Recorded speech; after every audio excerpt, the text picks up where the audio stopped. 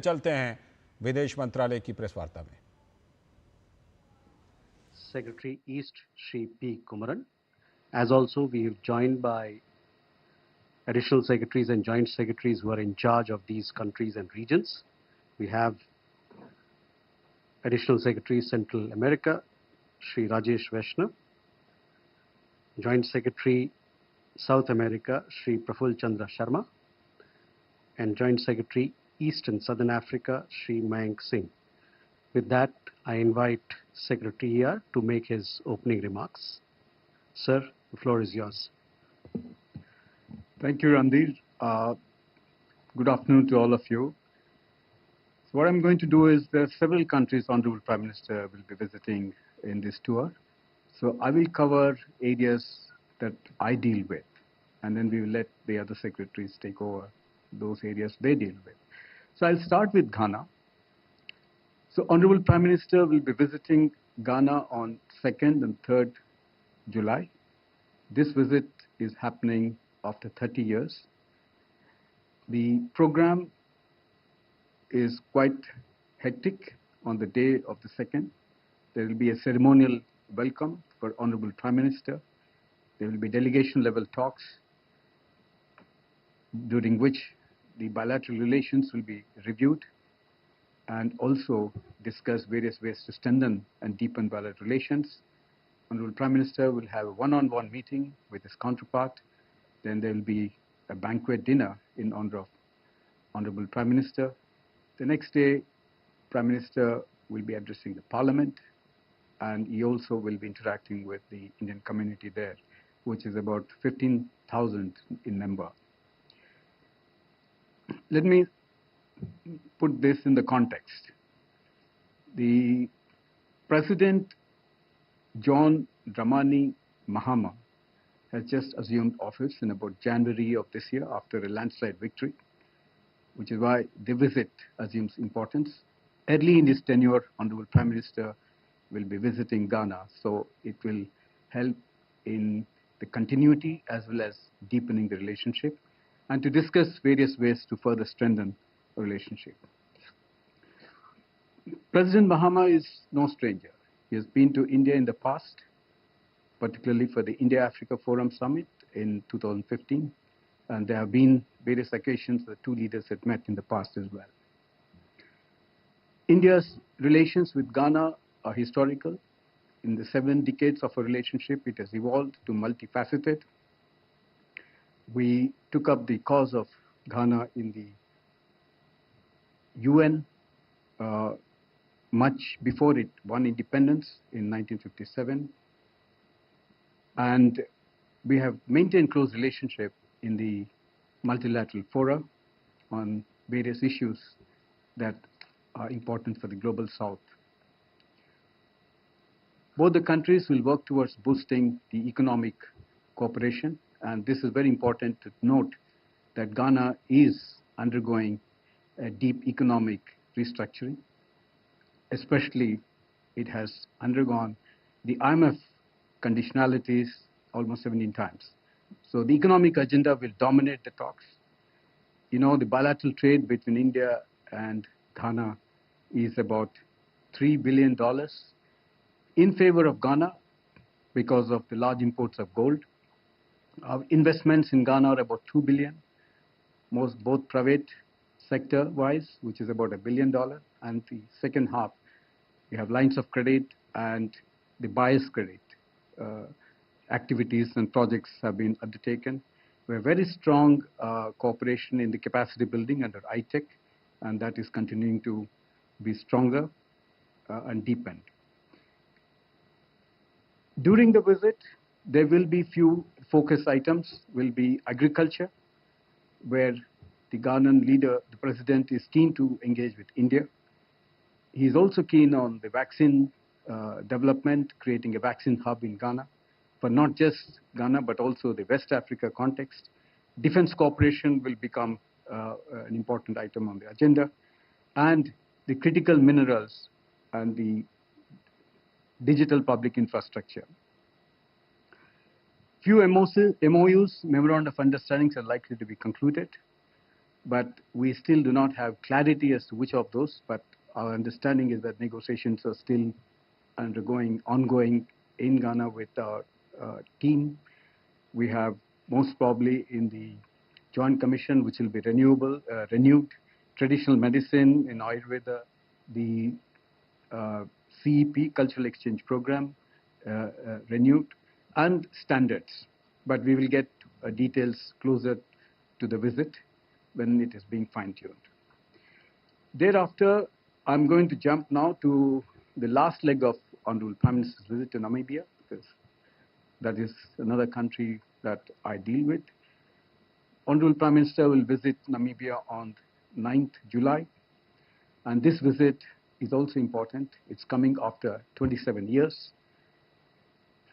and the current president, who is Netumbo Nandi Ndaitwah, has assumed office in March this year, which is why the visit happening so early in our tenure is very useful to renew the relationship, at the same time deepen our economic engagement with Namibia.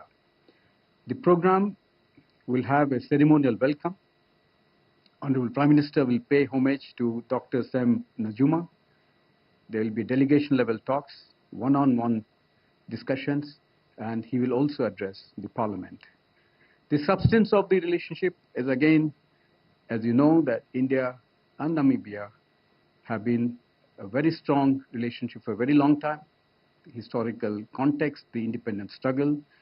We recognized Namibia long before it got independence.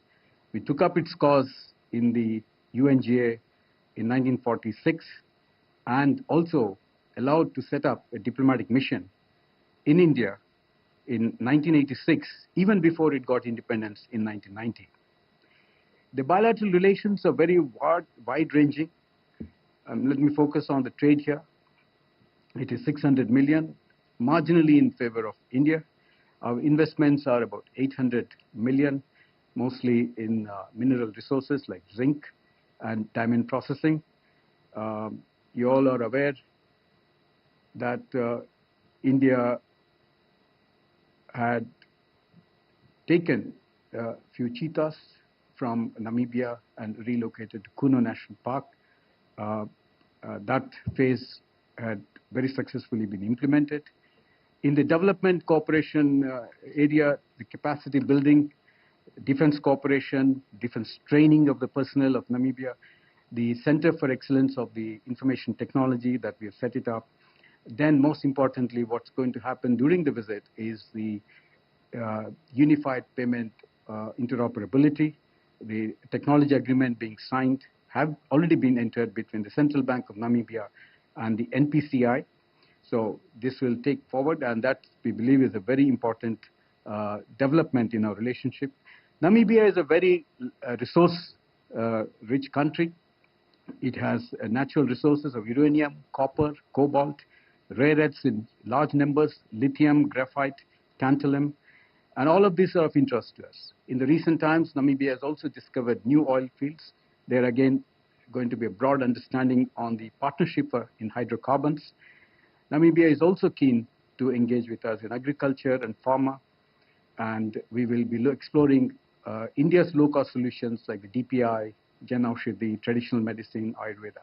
You have to understand in a broader context how important is partnering Africa. We have done the India-Africa Forum Summit 3 in 2015. We will be very soon doing India-Africa Forum Summit 4. And in that context, engaging with Africa, with both individual countries and the AU are very important. Africa in recent time has also evolved. It's become more aspirational. It wants manufacturing to happen in the country, and it wants value addition to happen in the country. The Africa-wide free trade continent is another great opportunity to engage with Africa. So we have to keep this at the back of our mind, dealing with Africa. There are lots of opportunities, and we need to look at this with more keenness.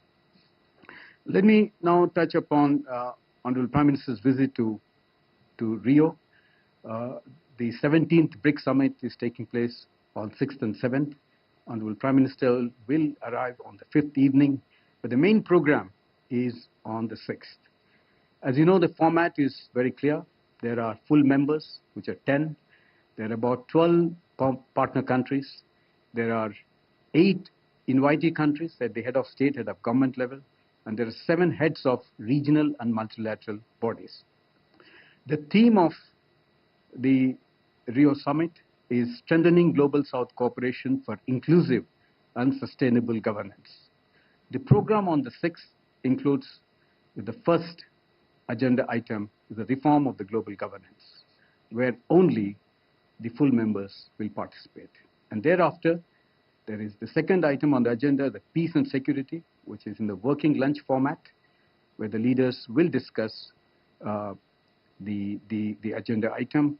And all of this will be captured in the leaders' statements, which will be come out or will be seen as deliverables. Post-lunch, the third item on the agenda is the strengthening multilateralism, economic financial affairs, and artificial intelligence. Later that evening will be an official reception. All the leaders will be participating.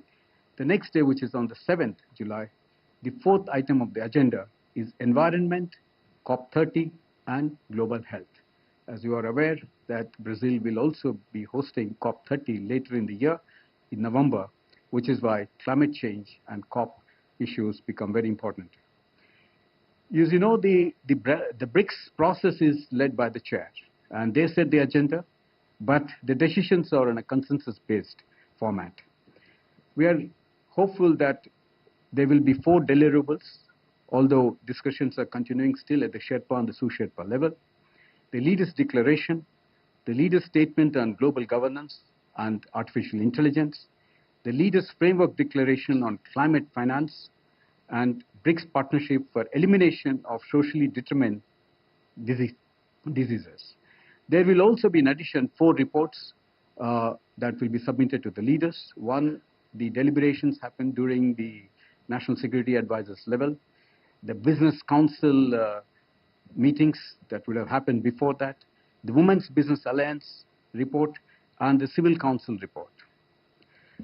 As you know, that all these discussions in the last few months across various platforms and working groups will find convergence in the declaration of the leaders, which will be endorsed by the leaders during that time. Both at the Sherpa and the Sous-Sherpa level, there have been intense discussions that have taken place. What we also notice that the Brazil's agenda more or less is encapsulating the ideas of the Global South. And these are more or less in alignment with India's positions. And lastly, India will be holding the chair of the BRICS next year, and which is why, in this context, Honorable Prime Minister's visit is even more important for us. I pause at this stage, and if there are any questions later, we will come back. Thank you very much. Over to you, Ranveer. Thank you, sir. I now invite Secretary South to brief us on Prime Minister's visit to Trinidad and Tobago. Ma'am, please. Thank you, Ranveer. Namaskar and very good afternoon to all of you. As you are aware, Honorable Prime Minister Shri Narendra Modi will be undertaking an official visit to the Republic of Trinidad and Tobago from 3rd to 4th of July 2025 at the invitation of Prime Minister Her Excellency Mrs. Kamala Prasad Bisesar. This marks the first visit by Prime Minister Modi to TNT or Trinidad and Tobago as Prime Minister, and is the first bilateral visit by an Indian Prime Minister to TNT since 1999. The visit comes at an opportune time as this year in 2025, the country is commemorating 180 years of the arrival of Indian immigrants to Trinidad and Tobago. This shared history forms the bedrock of our close and enduring people-to-people ties. India was one of the first countries to establish diplomatic relations with TNT following its independence in 1962. Our bilateral ties are rooted in shared democracies, pluralism, and a vibrant diaspora connect. Trinidad and Tobago is home to one of the largest Indian diaspora in the region. In fact, the Indian origin community in TNT comprises 40 to 45% of its population. I am told that currently both the President and Prime Minister are of Indian origin. Incidentally, both are women, both are lawyers, and both have a deep sense of pride in their Indian roots and heritage and describe themselves as daughters of India. We in India also celebrate and admire their achievements. Both have been recipients of Pravasi Bharatiya Samman, and our Prime Minister was the first foreign leader to congratulate PM KPB when she has won the election in April 2025. She is the first female Prime Minister not only in TNT but also in the entire Caribbean region. The entire Indian community in Trinidad and Tobago is very enthusiastic about the upcoming visit of Prime Minister Modi, and a large diaspora interaction event is being planned during the visit. During the visit, Honorable PM will hold high-level discussions with both President and Prime Minister, and the leaders are expected to cover the entire gamut of our bilateral relations as well as regional and multilateral aspects. PM KPB will also host a dinner for Prime Minister Modi. India's development partnership with Trinidad and Tobago is robust and diverse. It includes capacity building initiatives, grant-based projects, and healthcare initiatives. Both sides are now seeking to expand and diversify our cooperation into emerging areas such as pharmaceuticals, tertiary care, renewable energy, digital public infrastructure, agriculture, and disaster resilience, in addition to innovation and technology. We will also continue to focus on sports, academic, and cultural cooperation. A set of bilateral documents in different areas of cooperation are expected to be signed. In a special gesture, PM Modi will also address the joint session of the Parliament of Trinidad and Tobago. The visit is expected to strengthen the bilateral partnership across key areas and reaffirm our enduring ties with the Caribbean. I shall stop here and will be happy to take questions later on. Thank you, ma'am. Now I invite Secretary East to brief us on Prime Minister's visits to Brazil and Argentina. Sir. Thank you, Randhir. Thank you and good afternoon, dear friends. Secretary Ria just mentioned about the BRICS portion of the visit to Brazil. I will try and add on to that by talking about the bilateral segment of the visit, which will be on, I'll start with Brazil, which will be on 8th of July. 6th and 7th will be the Rio segment for the BRICS summit. As you know, Prime Minister has earlier visited Brazil on 3 occasions. The first in July 2014, followed by another visit in 2019 to attend the BRICS summit, and in November last year to attend the G20 summit in Rio de Janeiro.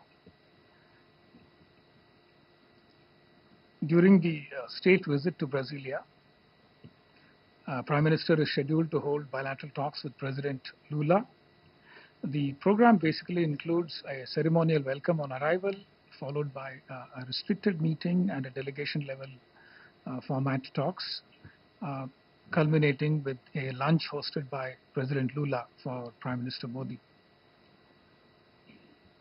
The state visit will provide an opportunity to review the entire gamut of our partnership, including trade and investments, oil and gas, renewable energy, mining and critical minerals, defense and security, agriculture and livestock, healthcare and traditional medicine, tourism, space, science and technology, DPI, and also sports and people-to-people relations in general. Both leaders would also be discussing during their talks global issues of mutual interest. The visit will be a significant milestone in the India-Brazil strategic partnership and is envisaged to add renewed momentum to the strategic partnership which we agreed to in 2006. On the trade front, India's trade with Brazil is the largest compared to any other country in Latin America. It had reached 16.6 billion in 2022-23, and following the drop in oil and gas prices, it is now around 12.2 billion, with India enjoying a trade surplus as we export goods worth $6.7 billion to Brazil and import goods worth $5.4 billion. Both leaders have set a bilateral trade target of $20 billion during their last meeting in November 2024. During their forthcoming meeting in Brasilia, the two leaders are expected to discuss ways to strengthen and diversify bilateral trade, including through expansion of the India-Mercosur PTA, as Brazil will be holding the chairship of Mercosur from 1st July 2025. India and Brazil are strong proponents of Global South cooperation. We also collaborate closely across all global platforms, of which we both are members, including BRICS, G20, IBSA, and of course the United Nations. We also collaborate closely as members of G4, seeking comprehensive reform of the UN Security Council. We are looking at a few important bilateral MOUs and agreements, especially in renewable energy, agricultural research, and security cooperation. We'll give you more details during the course of the visit. Let me quickly move to the Argentina part. Prime Minister Shri Narendra Modi is visiting Argentina on 4th and 5th July on an official visit.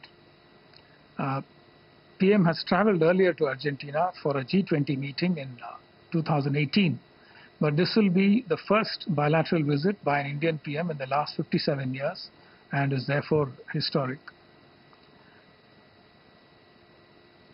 As part of the program, the Prime Minister starts by paying respects at the statue of General Jose de San Martin, Argentina's revered freedom fighter and national hero. The Prime Minister will be accorded a ceremonial welcome. He'll have delegation-level talks, and it will be followed by a lunch hosted by President Milei for the PM. As you're all aware, Argentina is a strategic partner of India since 2019, and the two countries celebrated 75 years of diplomatic relations last year. The Prime Minister's visit to Argentina comes at a particularly significant time as Argentina is undertaking major economic reforms, somewhat similar to those India went through in the past.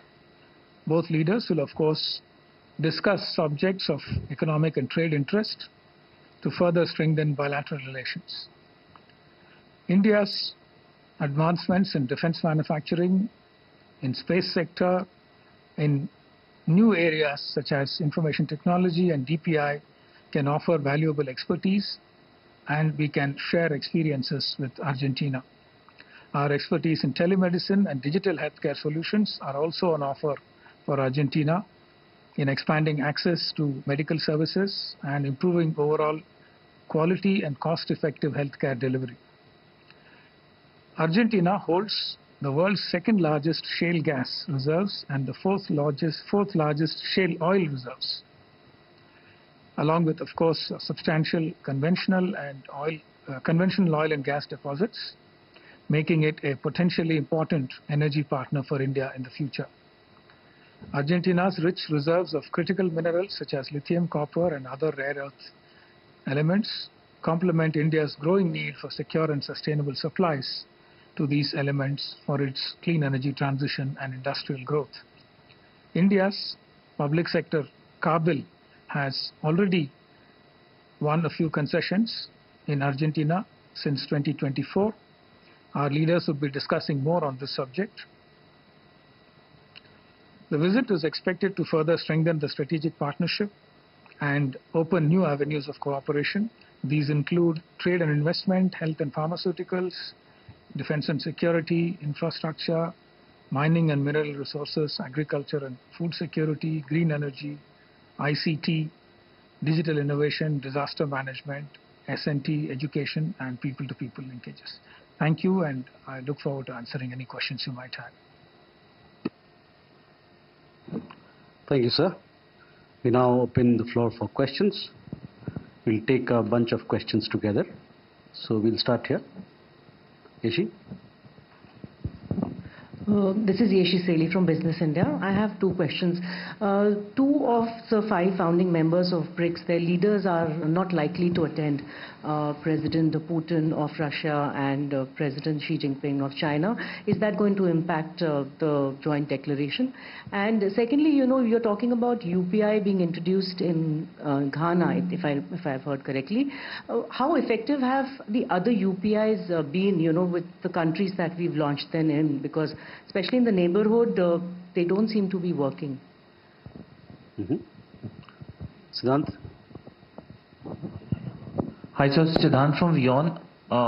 So, how many bilaterals PM is expected to have on the sidelines of the summit in Brazil? And my second question is that PM is going to 5 countries, and all of these 5 countries are part of the global south. 2 are from Africa, 2 are from South America, 1 from Caribbean. So what's the big message in terms of engagement with the global south? Madhu? Sir Madhurendra, मैं news nation से। BRICS के मंच पर भारत की तरफ से आतंकवाद कितना बड़ा मुद्दा होगा? खासतौर पे हमने देखा है कि एससीओ के मंच पर भी ये एक विवाद का मुद्दा बना हुआ था, लेकिन आपको उम्मीद है कि ब्रिक्स के मंच पर ऐसा नहीं होगा और भारत जिस तरह से आतंकवाद के मुद्दे पे प्रखर है, अपनी नीति को दुनिया के सामने रख चुका है, उस पर कोई कंसेंसस वहाँ दिखाई देगा? श्रुति?